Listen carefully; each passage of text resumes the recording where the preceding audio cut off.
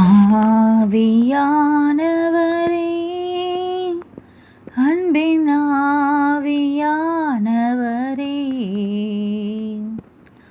இப்போ வாரும், இறங்கி வாரும் எங்கள் மத்தியிலே. இப்போ வாரும், இறங்கி வாரும் எங்கள் மத்தியிலே. ஆவியானவரே.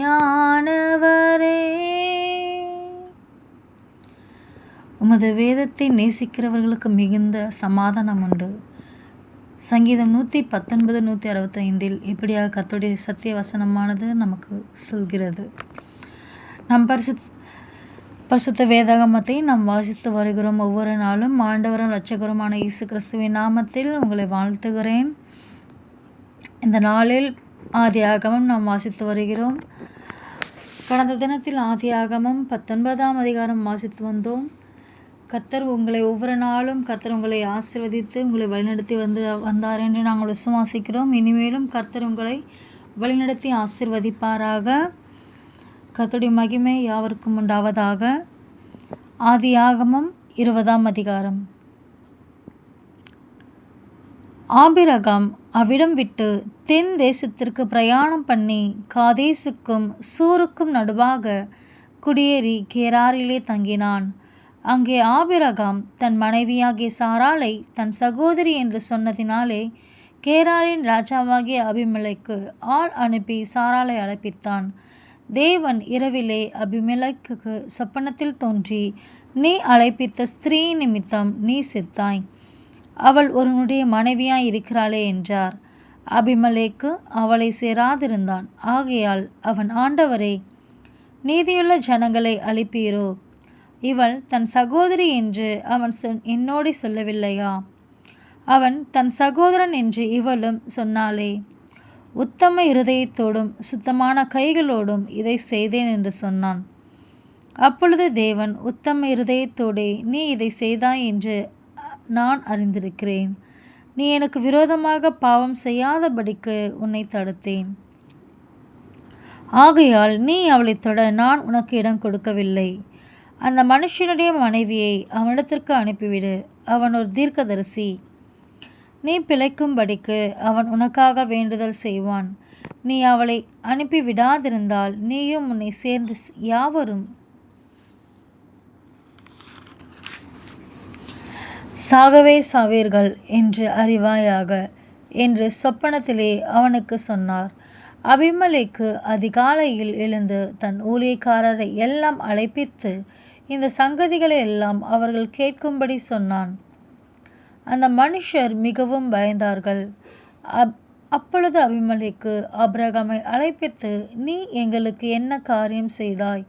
நீ என் மேலும் என் ராஜ்யத்தின் மேலும் கொடிய பாவம் சுமர பண்ணுகிறதற்கு உனக்கு நான் என்ன குற்றம் செய்தேன்? செய்யத்தகாத காரியங்களை என்னிடத்தில் செய்தாயே என்றான். பின்னும் அபிமெலேக்கு ஆபிரகாமை நோக்கி, என்னத்தை கண்டு நீ இந்த காரியத்தை செய்தாய் என்றான். அதற்கு ஆபிரகாம், இவ்விடத்தில் தெய்வ பயம் இல்லை என்றும் என் மனைவி நிமித்தம் என்னை கொன்று போடுவார்கள் என்றும் நான் நினைத்தேன். அவள் என் சகோதரி என்பது மெய்தான். அவள் என் தகப்பனுக்கு குமாரத்தி, என் தாய்க்கு குமாரத்தி அல்ல. அவள் எனக்கு மனைவியானாள். என் தகப்பன் வீட்டை விட்டு தேவன் தன்னை தேசாந்தரியாய் திரும்படி செய்தபோது நான் அவளை நோக்கி, நாம் போகும் இடமெங்கும் நீ என்னை சகோதரன் என்று சொல்வது நீ எனக்கு செய்ய வேண்டிய தயை என்று அவளிடத்தில் சொல்லியிருந்தேன் என்றான். அப்பொழுது அபிமெலேக்கு ஆடு மாடுகளையும் வேலைக்காரரையும் வேலைக்காரிகளையும் ஆபிரகாமுக்கு கொடுத்து அவன் மனைவியாகிய சாராளையும் அவனிடத்தில் திரும்ப ஒப்புவித்தான்.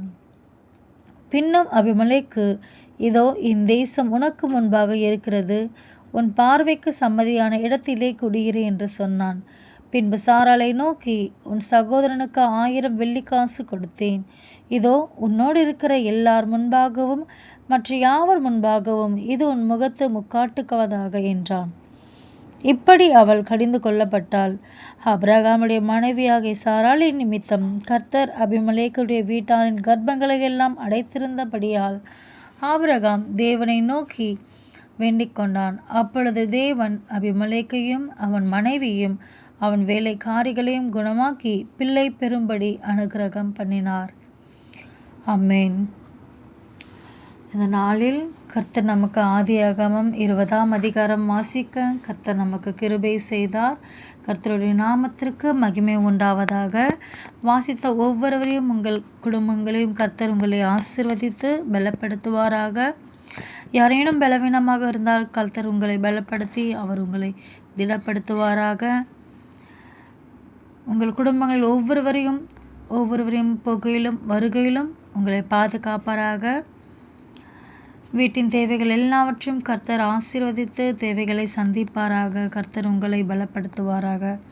பிள்ளைகளையும் பெரியோரையும் சிறியோரையும் குழந்தைகளையும் கர்த்தர் ஆசீர்வதித்து கரம் பிடித்து வழிநடத்துவாராக. கர்த்தருடைய நாமத்திற்கு மகிமை உண்டாவதாக.